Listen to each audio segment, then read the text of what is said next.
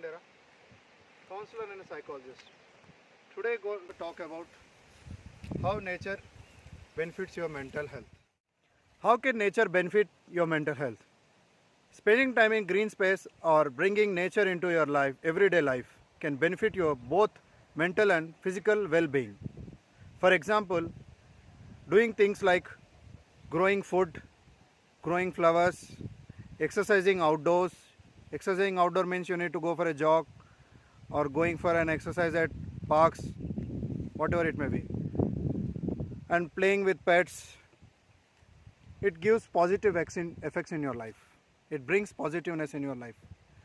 Now, it also improves your mood, reduces your feelings on stress and anger or anxiety, help you take time out and feel more relaxed, improve your physical health, provide your peer support with the nature, whatever you are doing outside, improve your physical health, improve your confidence level. Your confidence level increases.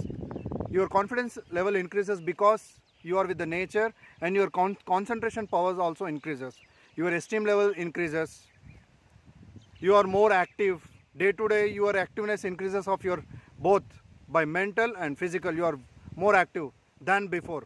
So keep involving yourself with the nature. Stay positive, stay safe. All the best.